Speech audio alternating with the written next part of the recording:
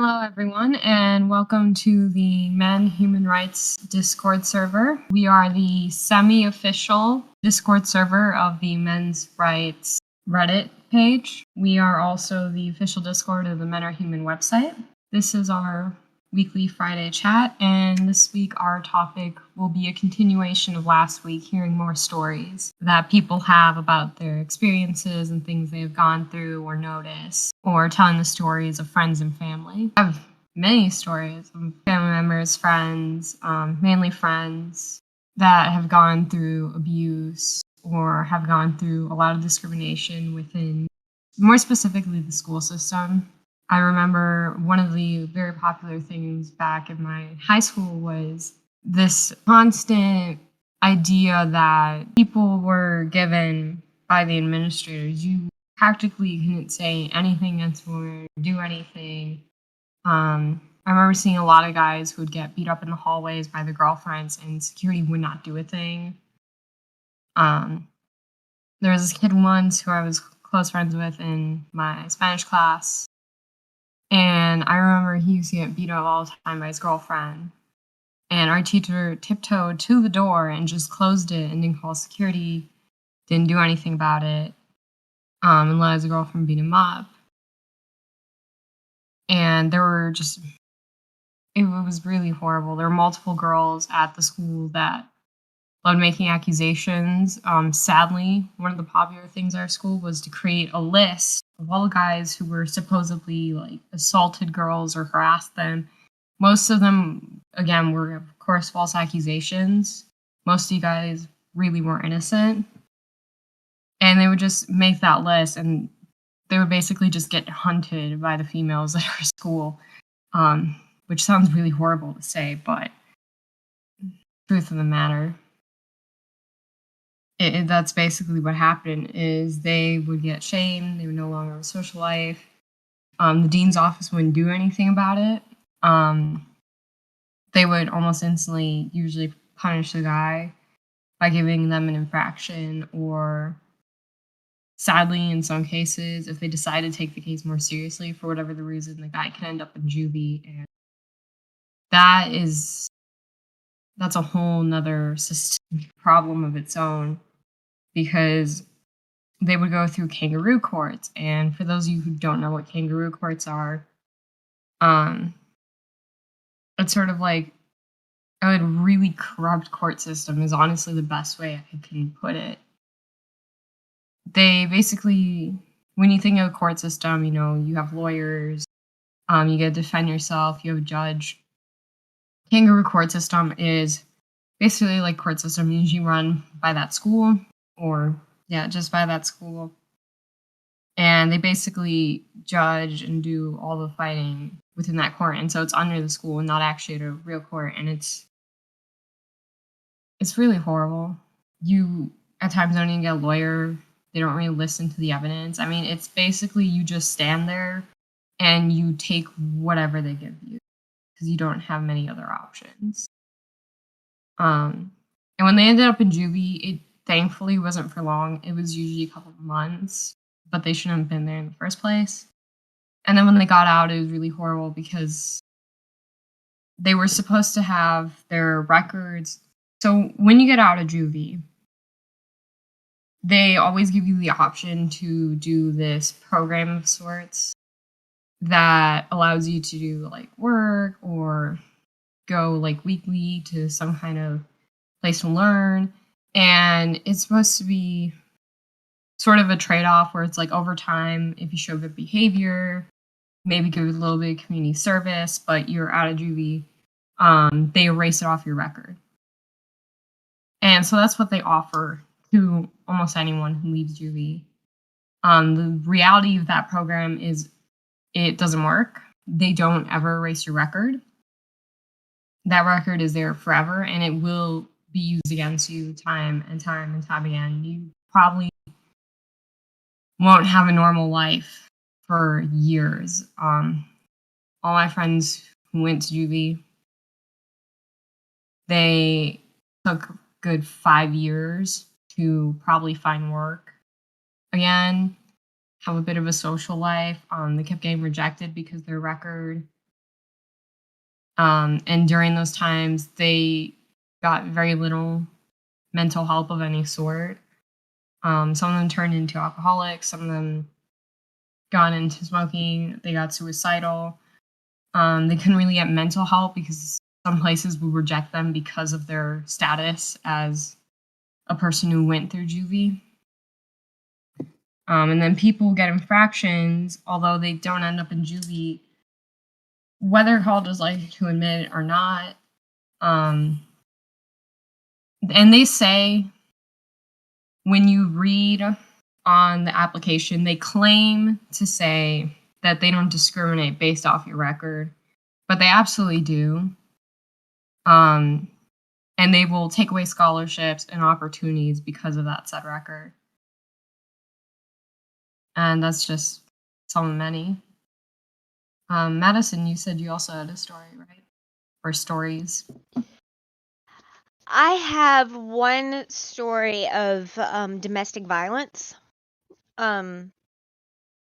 My cousin Chase was with this girl for 2.5 years. They were living together in Boone, North Carolina, and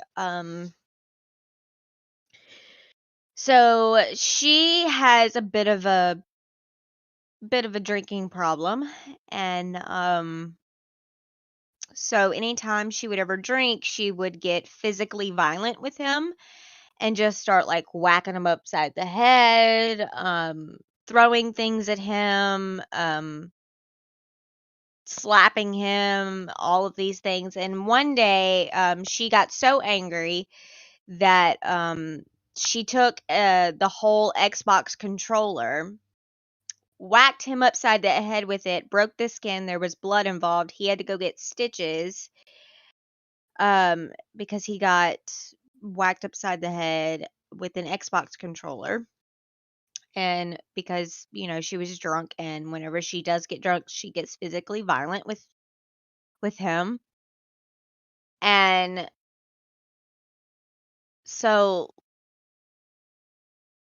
right now they're going through, like, he's pressing charges. Like, right now in a couple of weeks they're going to be doing like settlements, not settlements, but like legal actions and all of these things to make sure that this doesn't happen again. Luckily, he knows officers and stuff like that. So, luckily. So he should be good. Hopefully. But we all know how the court system is definitely pinned against men whenever it comes to domestic violence and everything. So, let's hope all goes well. It just makes me sad for my cousin. She hasn't made any accusations, has she? That I don't know, but I will find out. Okay. All right. Doug, could we maybe ask some questions? Because I'm just wondering how on earth it's legal that a school can put you in a little room, tell you your crimes, and then send you off to juvie without any kind of real trial, and conduct that with like teachers and things like that who aren't trained at all. And I mean, I know this is probably an American thing, but it just astonishes me that they're allowed to do that. Well, so as I said, they're called kangaroo courts. They're known to have little, basically ignore the standards of law. And to be honest, I'm not sure I would say it's even the teachers, because actually, it's not even just students. The kangaroo courts, the teachers have to go through them as well.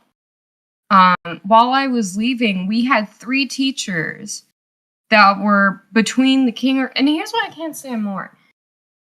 Not only is this girl graduated who made these accusations and like long gone, and I don't even know how her accusation is considered something that can be taken seriously, because her legitimate words were around the lines of, I believe these people harassed me. Like, you believe they harassed you.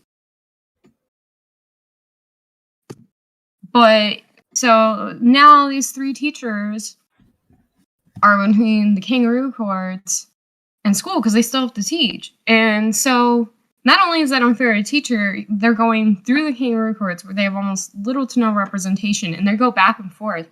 I had an English teacher, and he was one of the people she accused, and it took him almost 3 years to finally be fully cleared. 3 years to be able to go back to teaching and a normal life and not have to be between kangaroo courts. Because what they did is he'd be in kangaroo courts. They couldn't say it though.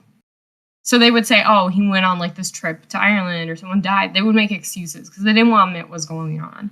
But we all knew what was going on because we all knew about the girl who made the accusations and all the teachers she had accused. All the male teachers she had accused. And so he would be gone for like months at a time, and we would just have to have subs and substitute teachers almost every day. And they'd come back and teach us for a week or two, and then they'd send him back. It was like back and forth and back and forth. And it was... Oh, go ahead. I was going to say, they kind of really believed it if they let him teach. Like, whatever it was. She claimed, she was like, oh, I was getting harassed by these 3 teachers, you know, they probably assaulted me too, and they're horrible, and it honestly was just terrible. It's like, and I don't want to sound terrible or great, because I think what's going on to them is completely wrong, and kangaroo courts in general should just be like completely erased. But then on top of that, that's even more unfair to the students, because we only had our teacher for, I think, 4 weeks of that entire school year. The rest of the time he was in the kangaroo courts, and then they finally just replaced him like halfway through because we were a higher level class, and they realized they can't keep having us only have subs as a higher level class. That's pretty crazy. And oh, go for it. Sorry. I was just going to say, what's the law that allows them to do this? Because surely it's written into the Constitution that you have a right to a fair trial, like in a proper court. So, technically, it is true that you are supposed to have a fair trial. And that's technically in the law. And I don't know the specific clause. I would have to find it, but I do. Sort of. If you want to say it, Jay Willie. I know in VAWA, though, there's a clause that basically serves as a loophole. And this was one of the big things with Betty DeVos, because she started working on this clause that was in there. And it basically temporarily allowed a loophole so all the colleges could take care of their own sexual assault cases, and rape cases, and harassment cases in the school, and you couldn't help them at all. That's another thing. Nobody's basically, they aren't allowed witnesses. One of my own coaches was affected, and we were trying to figure out if we could be witnesses. We were contacting school with emails, and they basically told us, you're not allowed help, you don't get a right to be witnesses, no right to witnesses, no right to talking, you can't help.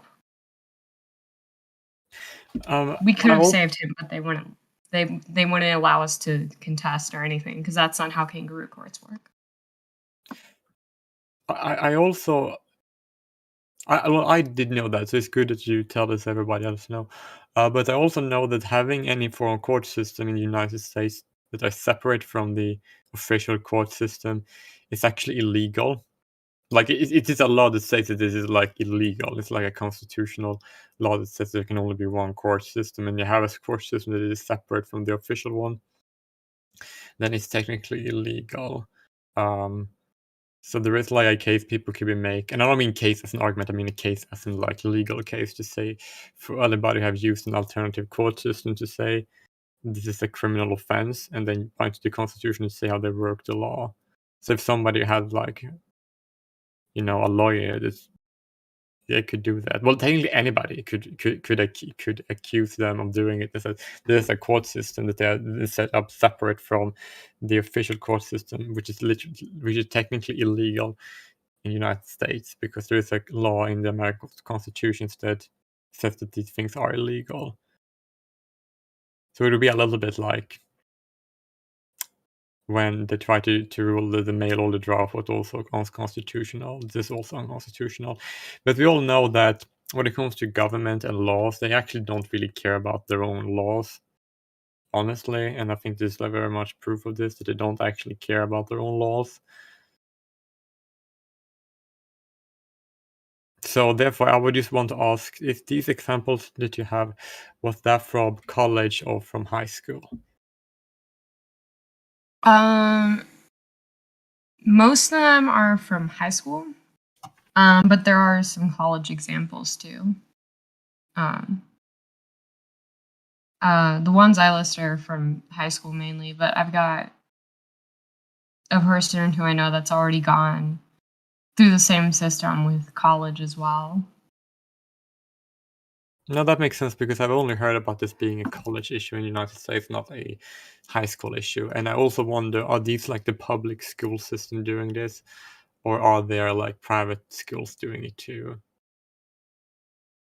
So the interesting thing with that is, at least from what I've noticed in my area, the private schools seem to give you a fair trial, middle school, high school level. They give you like a genuine like fair trial, not in a kangaroo court in private schools. They actually take you in court and stuff. It's mainly the public schools that have the kangaroo courts. For the high school, middle school level. Yes, you can get accused and go through kangaroo courts in middle school. It's horrible. That is absolutely, completely expected. Like, this is not surprising at all. I've been saying that people should avoid the American public school system like the plague. And this is just another reason to do that. But with college level, it's everyone. Like, every college is high school, private, public. Oh yeah, I know that. That's all. That I all know that too. I was specifically in this statement. I said only applies to high school. If so people know that was what I'm referring to. So therefore, people, if they can, they should try and put their kids outside the public school system. Yeah, which is why I'm homeschooling my children up until they get in high school. Yeah, I would also open to, like, I don't know if I'm going to homeschool or not. I just know that I think that I'm gonna avoid the public school system, to be honest, because it's too dangerous for children, especially boy children, in the public school system. I wouldn't say it's completely good for girls either, but why don't we just? I mean, I know this sounds bad, but if they're so concerned, then why don't they just separate boys, and why don't they just have boys and girls classes? They're so scared. I'm like, there are like schools. If I can say something for a second, it's probably because you can't separate boys and girls. You just can't. You need to learn how to. You need to learn how to be with each other. You just do. Yeah, I mean, you do that when you are with your family, your friends, in society.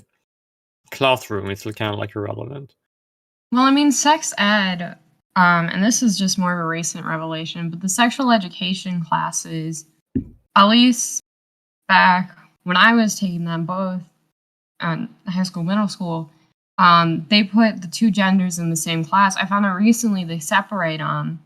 On the other hand, they also separate them, though, because if you ever take a look at the new workbook they have for sexual education classes, back when my younger sibling was in public school, I took a look at the workbook they were making him look at, and they have a whole section just about Me Too. And not once do they mention like false accusations and the wording of it makes it sound like it's only possible to females. It doesn't say that exactly, but the wording of it sounds like that. And then they teach the guys and girls in separate classes. And in the guys' class, and this one infuriated me the most, the teacher would go on about, you don't want to assault a girl, you don't want to harass her, remember practice consent, The practice consent part's right, but the teacher didn't once mention don't let a girl harass you, don't let a girl hit you. No, they were like, don't ever hit a girl, you're not supposed to harass her, you don't assault her, don't touch her, don't do anything. I've had a girl who hit me in the face, and she said to me that a guy can't hit a girl back, and that's so offensive to me. I would hit her back. I should have hit her back. Yeah. You'd probably be in jail if you had, to be honest. Sad truth of it, honestly. I mean, you can't even touch else today. I probably go off a lot about some of these places because Title IX allows colleges to make up their own definitions and of what assault and harassment is and what they consider it. And so some colleges go as ridiculous as saying unwanted positive attention or any unwanted physical touch can be considered harassment. But and you see it happening in schools too. There was I think it was a 6-year-old in Manhattan, and the school called the police claiming he assaulted this girl. I guess apparently he accidentally touched her thigh or something. And they were like, oh, he inappropriately touched, and they called the police and then the parents afterward. The kid was 6. Oh my god, what the fuck? They don't even understand sexual, what? I mean, kids at 6 years old are very affectionate with some kids are just very affectionate at a young age. And there's nothing, and they don't know what that is. They're not they just don't know. I was very affectionate with as a child. I'd kissed and hugged everybody.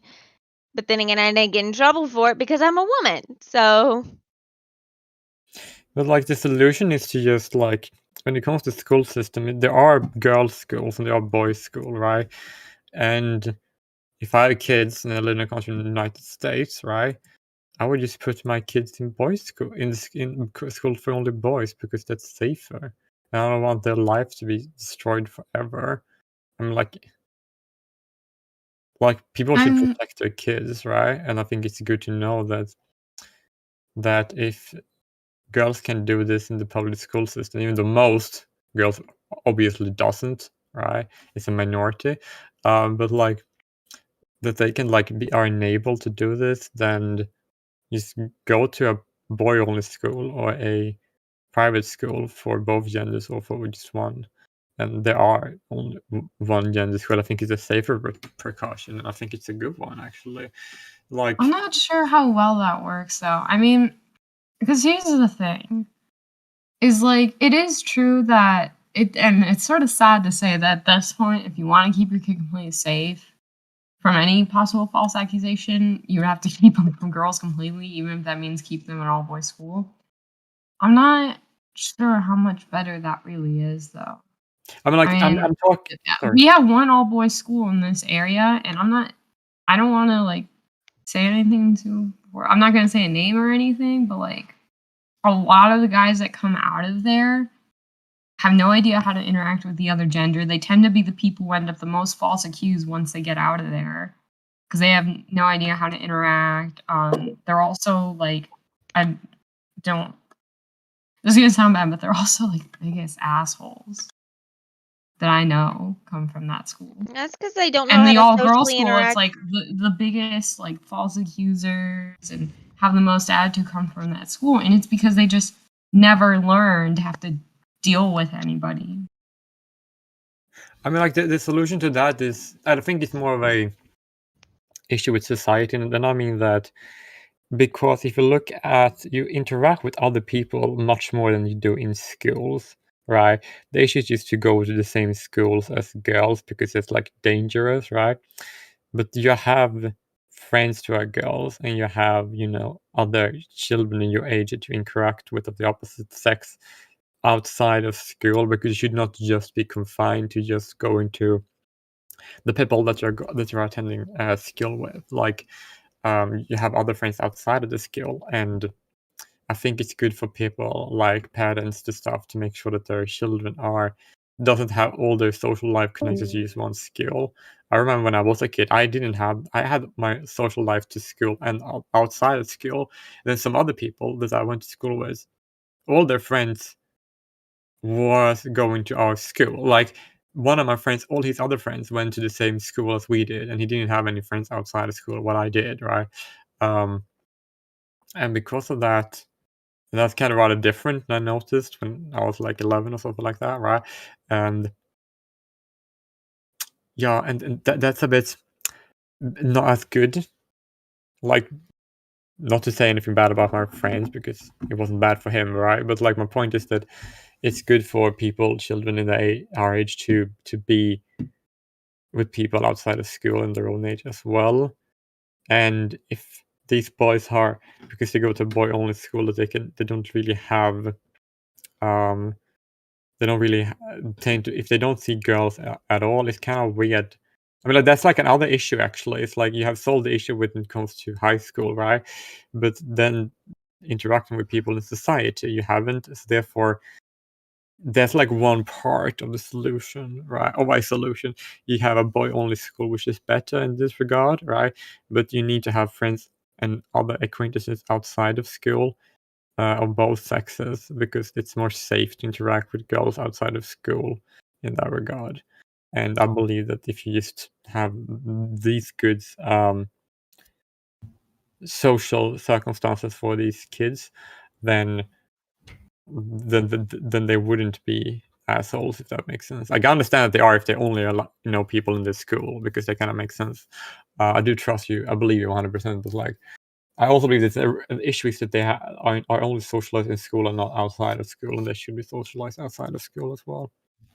I think that the real solution here is not to split up boys and girls, but to stop teaching them bullshit gender ideologies that tell people that boys are evil and they're out to get girls and they're all going to try and attack you and stuff like that. And instead teach like facts, teach boys and girls that they have different, like they're mentally set up different, and they need to learn how to interact with each other, and that they both, like, it's not that one's better than the other or worse than the other, and they're just different. I think that's the way to do it. And if we don't start doing that, then we're going to be in deep trouble. Well, to be honest, we're already in deep trouble. These activists have ruined a generation of girls, and if these girls don't start waking up, they're going to turn into something quite horrendous, and then they're going to bring up a generation of children again, so that even if we get rid of this, it will reappear in a couple of years. So if we don't start actively doing something about it, then we're all screwed. And it's just going to keep repeating. Yes, this is all true, but like, while there is the way it is, it's not safe to have the boys around girls, because they can get harmed and have their life destroyed forever. So therefore, as long as it is the way it is, which it shouldn't be, it should change, then I believe the separating is the way to do until the problem is solved. I mean, I don't think it's going to help. Depends on the school, though. I mean, okay, I know religious schools are not usually, people aren't excited by that. I've never been really a fan of Catholic school. I know there's some really horrid ones. I will give some Catholic schools credit, though. Again, more relevant to my area. When we switched my younger sibling to Catholic school, his Catholic school was so much better. They had uniforms, and they didn't teach any of the stupid rules we had back in public school. where they're trying to put men as predators, like all the ridiculous clothing rules that we all knew were put by the female teachers, but they all wanted to claim they were put there because we're distracting guys. They were teaching sex ed fairly. They still split the kids for sex ed, but the boys' sex ed class was actually being taught about false accusations at the Catholic school. Really? Yeah. Their teacher literally gave them like this whole little lecture on false accusations. And he told them, don't take abuse from a girl. That you can be hurt just as equally. They wouldn't do that at the public schools. They kept just saying, oh, it's basically all your fault. Wow, that's amazing. Very sad that the public schools aren't doing that, though. Shoot, I that's what think they did. part of that That's is what they because did of at the my school. PTA. But then again, like, that's what they did at my school. They talked about false accusations. At my school, they gave a very comprehensive sex education and harassment, course and classes. They gave very extensive. Did you go to Catholic or public? I went to public. I mean, But I then think again, also I another went to thing is it public. depends. Sorry. But then again, I went to public school in a really small town where everybody knows everybody, and like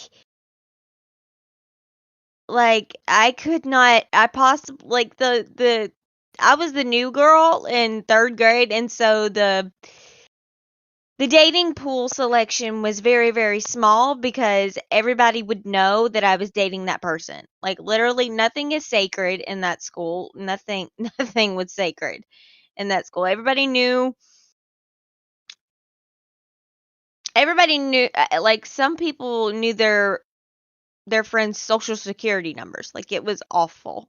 Nothing was sacred in that school. So that's why, like, that's probably why I was taught like false accusations and stuff like that, because I was raised in a really small town. So the other thing might be too is like, with middle schools specifically, they have the PTA, and at the high school level, they always have I'm trying to think of what it's called. It's like the local council. And it's always made up of, parents, teachers. Well, the PTA is just parents. But the council at the high school level is like mainly parents, maybe a few teachers, and one student representative, which I think is a huge problem right there, that you're only allowed to have one student representative for an entire high school. You have a whole local council, and there's one student representative for your whole high school. No wonder nothing getting done, but and that's really, I think, the other big issue is, the problem is the older generations. Some of these parents that are in the PTA or the local council are these parents who went through 3rd wave feminism, to say the least. Literally. And so, they have their ways instilled in them. And so they then take those things they were taught and it becomes their opinion, and they instill that opinion into what they think their kids should be taught. And so next thing you know, if all the PTA is these parents who are very old-fashioned, per se, very strict, sort of hateful feminists, well, that's the material your kid's going to get taught. That's the rules are going to be instilled. Because those are the people who are making the decisions and influencing them. Same with the local council. Biggest part of it is the parents. The biggest portion of the local council for any high school is the parents. So whatever money they put on the table, whatever decisions they make tend to be the bigger decision. Which again, as pointed out, the local council also has the problem that they only have one student representative. And it should be way more than one student. That does explain a lot, to be honest. But what I want to know is how they handle things like, don't they do like lynchings in history class? I mean, do they just say black people were lynched instead of black men? And don't talk about how it was often a white woman making an accusation and then the black man would be hauled out and lynched? Yeah, they generalize. Our history books are very, very, very undescriptive. And it doesn't cover history correctly at all. I mean, probably until I started joining the men's rights movement, I had no idea. Like, I will be completely honest here, even though I was sort of raised by an American stuff. I had no idea how, because the way they explain it in history books is they make it sound like the right to vote just happened all of a sudden. I have no idea that the right to vote started all the way at like 1815 or around that time, at all. Do they even tell you that if you go to American law, America and other countries, maybe like American Kuwait and maybe also Egypt, I know America and Kuwait are the only two countries in the world that still have a gendered voting, still have like a gendered voting law. And what I mean by that is that these are the only countries in the world that only have female voting rights by law. The male voting rights is not a right, it's earned, and the women are actually the only citizens with like innate voting rights in these countries. And there are no country on the planet that have male only voting rights, and there are two that are only female voting rights. In America and Kuwait are those two. Do they tell that about in classroom?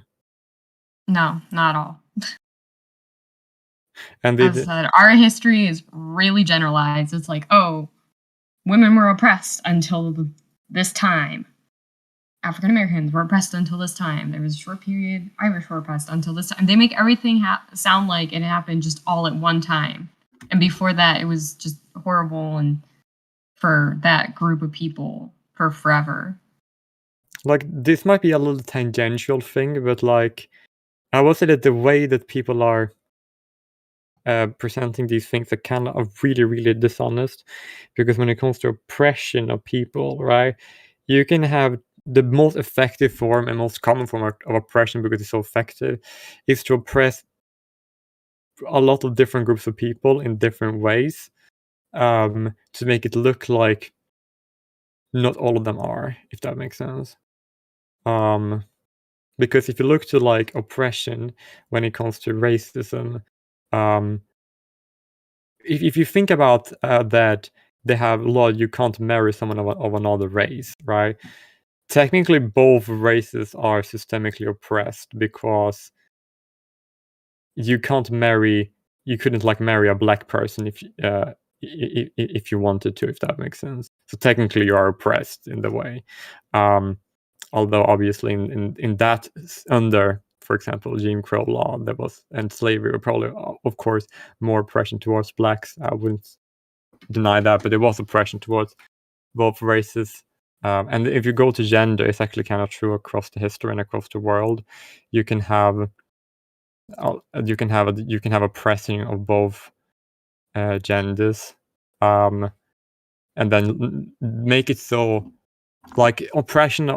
Gender-based oppression have been very sophisticated, because, and what I mean by that is that it's hidden more now, because now, sorry, it's hard to explain. This is that both genders are oppressed, but in different ways, and the oppression make it so it's hard to observe how it's going to observe how, right? And also, it's just because genders aren't existing in a vacuum. If you have any gender-based oppression, you're kind of like oppressing the family as a whole, if that makes sense. And that's the reason why gender-based oppression is like a problem for both genders, if that makes sense. Sorry if I sound a little bit like a dick here, but it's kind of hard not to do when you say this, and that's actually why it's so hard to call out, and also why the oppression of people across the board is so common and can go on, because you sound like a dick when you're trying to, I don't think it's you sound like a dick when you say both genders have their problems and their advantages. We've just been focusing on like the problems of women and the advantages of men without ever looking at the reverse. And that has led to an extremely one-sided viewpoint, which is instilling hatred between the genders.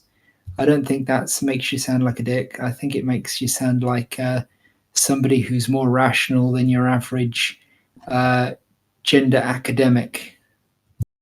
Yeah, that makes sense.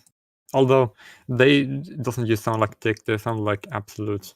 They sound like this like demons, if that makes sense. So, but yeah, you're correct. It is actually kind of awful to hear their statements because it's basically just pure hatred.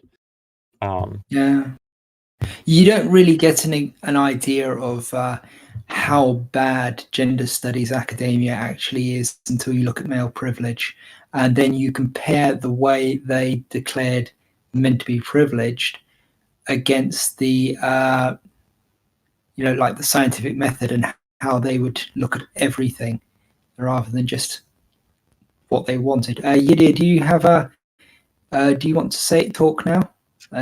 Sorry, I can be quiet. I was just gonna say that, if you honestly think that they are gonna bring up like the Boxcar Boys, you're officially out of your mind. They would never talk about like anything like that. Do you know what the Boxcar Boys was? You can tell the audience if you want.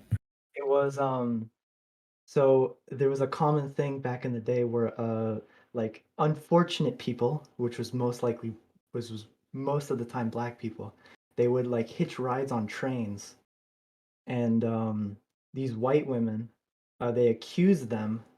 I think most of them got killed. I think only like 2 like didn't get killed. The rest of them got lynched, and it was all over a false accusation. And then they kept asking white women, and then they just kept like lying. Like each one of them like. Anyway, it was like that. If you honestly think that they're gonna bring that up, you're out of your mind. Oh, I wasn't thinking that they would bring that up. I was just wondering exactly how they framed it and if they brought up lynchings at all. But thank you, Euteria. I can never pronounce your name, but okay. So moving on, did anyone else want to have a story? If not, I mean, I can go into deeper about why male privilege is such an awfully constructed theory. I might have a story, but I think you should go into that now. Okay. So typical. Let's think about. You've got 2 medicines, like you've got medicine A and medicine B, and these are well-studied medicines. They're things like you have on the shelf and stuff like that, and you come along and you go into one of the medicines and you look at it and you say, oh look, it's got all these side effects, and you start looking as hard as possible for side effects, and you